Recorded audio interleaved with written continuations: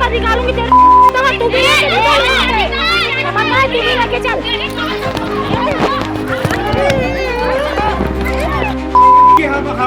बाप का नहीं खा रही, बाप का नहीं खा रही हूँ, समझ में आया?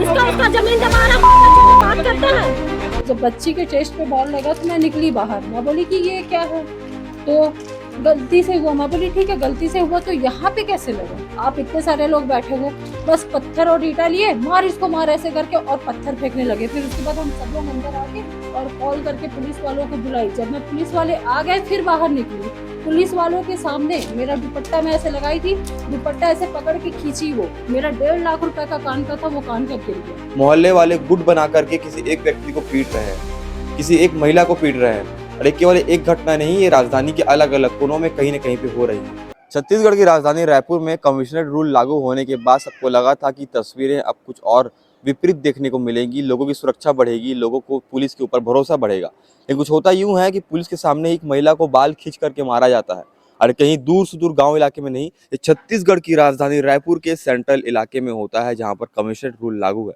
अभी हम खड़े हैं मोती नगर के श्रद्धा विहार कॉलोनी में, और यहाँ पे ये जो मकान देख रहे हैं आप, इस मकान में महिला के साथ जो है मारपीट की गई है, और उसका जो शीशे हैं वो तोड़े गए हैं। उसके हाथ में जो बच्चा है, वो बच्चा भी उसके हाथ में उस समय मौजूद था। और यहाँ पर देख सकते हैं कि सारी जो घटना है ये पिछले दिन 9 तारीख की, आप देख सकते हैं किस प्रकार से यहाँ से ईंट से या पत्थर से जो है कांच को तोड़ तोड़ के मारा गया है, उसके बाहर निकालने के लिए। पूरी घटना क्या है हम इनसे जानेंगे, बात करेंगे, पूरी घटना को समझने का प्रयास करेंगे। लेकिन इससे पहले मैं आपको घर की स्थिति अभी भी दिखा देता हूँ। ये घर की स्थिति कल भी ऐसा ही था, अभी भी ऐसा ही है ना? यस सर, ऐसे ही, मतलब कल भी ऐसे ही था, आज भी हुई है। देखिए तो घर की स्थिति आपको देख सकते हैं क्या है।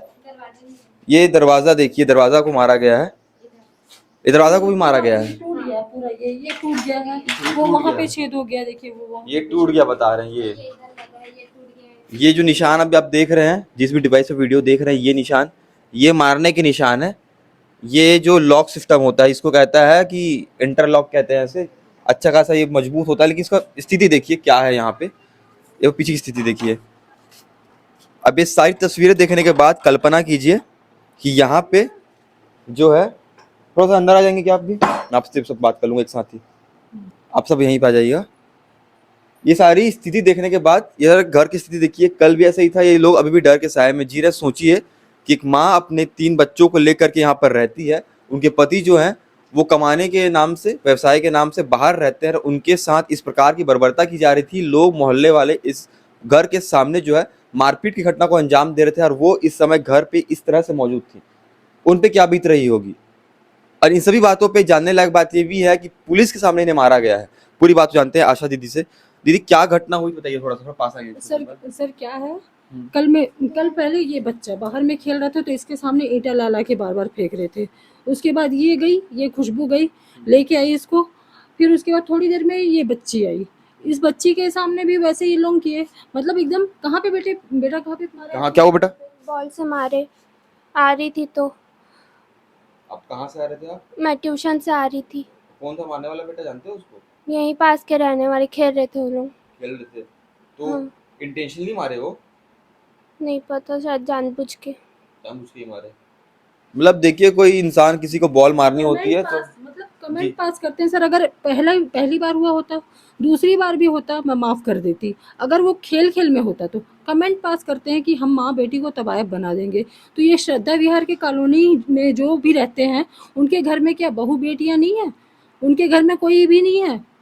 उनके घर में कोई महिलाएं नहीं रहती है जो सबको बोलते हैं तवायफ बना देंगे? हम लोग तवायफ लग रहे हैं उनको? हम लोग किस एंगल से तवायफ लग रहे हैं? बोलने से पहले ही 10 बार सोचना चाहिए। उनको सर क्या लगता है, ये जो मैं घर बनाई हूँ ना सर, ये लगता है कि सरकारी जमीन पे है। श्रद्धा विहार कॉलोनी, ये कॉलोनी है, लेकिन इन लोग मेरे दिमाग में यहाँ पे क्या भरते हैं कि ये जमीन सरकारी है। मैं रजिस्ट्री करा के आई थी, उसके बाद भी इन लोग क्या बोलते थे कि ये जमीन सरकारी है, ताकि ये भग जाए यहाँ से। पूरा दीवार उठवा दिए थे जी। और ये पेपर्स हैं इनके, जिनका बिजली बिल पड़ता है, बिजली पकड़ी जाइए। ये पूरे पेपर हैं। हाँ। और डाइवर्टेड, हाँ ये डाइवर्टेड भूमि है। मेरे हाथ में ये पूरा पेपर रखा हुआ है। ठीक है, आगे कल क्या हुआ था फिर? ये पूरा डाइवर्टेड भूमि है। हाँ। और उधर मैं जो मंदिर बनवाई हूँ वो कृषि भूमि है। और जो नाले का जो एक्स्ट्रा जमीन मिला है वो जमीन भी मेरी ही है, मैं उस पे मंदिर बनवाई, तो ये क्या कहते हैं वो भी कब्जा की है, ये भी कब्जा की है। तो सर एक बित्ता जमीन मैं अगर जाऊंगी तो कोई बढ़ाने नहीं देगा, कब्जा कैसे हो जा रहा है सर।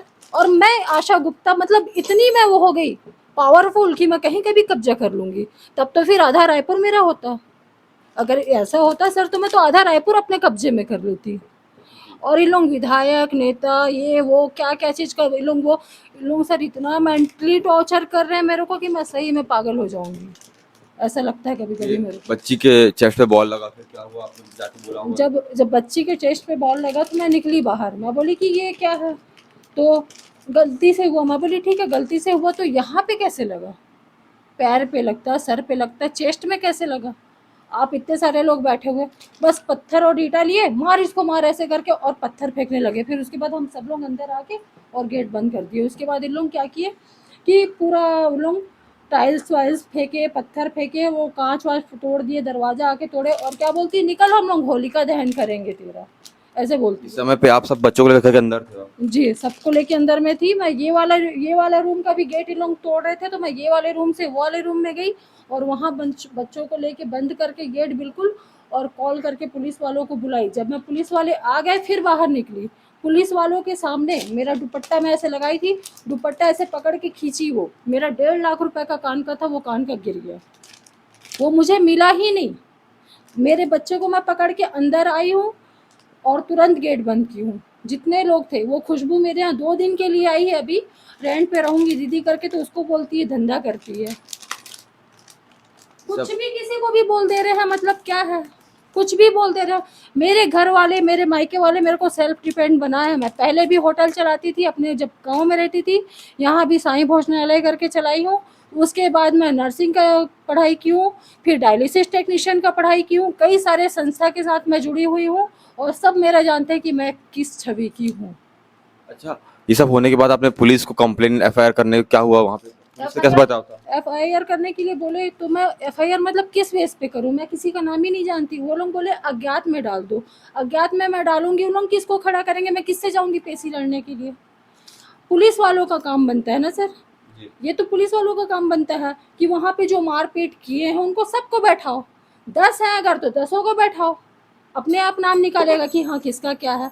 अगर सर पुलिस वाले अगर ऐसा नहीं कर सकते, किसी को इंसाफ नहीं दिला सकते, मारपीट हो रहा कुछ भी हो रहा इंसाफ नहीं दिला सकते, तो फिर उनको 112 की टीम को और पुलिस वालों को डायरेक्ट बोल देना चाहिए कि हमारे पास मत आओ। वो एक वीडियो दिख रहा है जिसमें आपको जो है पुलिस वाले के सामने घसीट कर मार रही थी वो औरत, तो वहां पे पुलिस ने उसके ऊपर कुछ कार्रवाई की? कुछ भी कार्रवाई नहीं की। मैं वहाँ भी थाने पे भी गई तो क्या बोलते हैं आप नाम बताओ, पुलिस वालों के सामने वो इंसान मार रहा है मुझे और बोलते हैं कि नाम बताओ।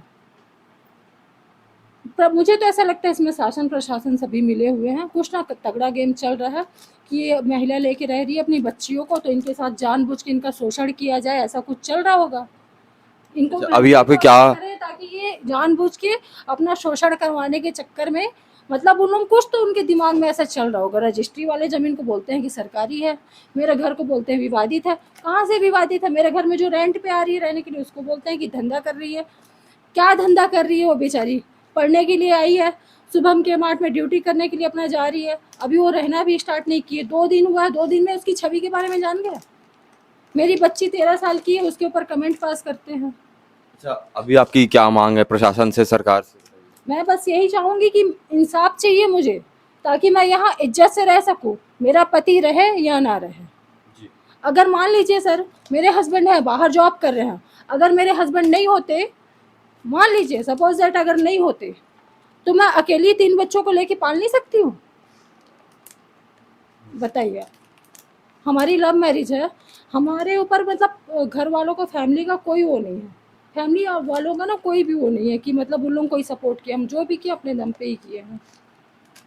तो देखिए जो तस्वीर है, यहाँ पे छोटे छोटे बच्चे हैं, इस बच्चे की उम्र मात्र 13 वर्ष है, इस बच्चे की भी उम्र मतलब 5 7 6 7 कुछ 9 साल की बच्चे की, ये 13 साल की बच्ची है, अरे छोटा बच्चा है 3 साल का। यहाँ पे किराएदार भी रहती है इनकी, उनके साथ भी इस प्रकार से व्यवहार। और ये जो महिला है ये यहाँ पे घर पे अकेले रहती हैं, इनके जो पति हैं वो कमाने के नाम से, व्यवसाय के नाम से बाहर रहते हैं। इस प्रकार की घटना छत्तीसगढ़ की राजधानी रायपुर में हो रही है, दूर से दूर गांव इलाके में नहीं हो रही है।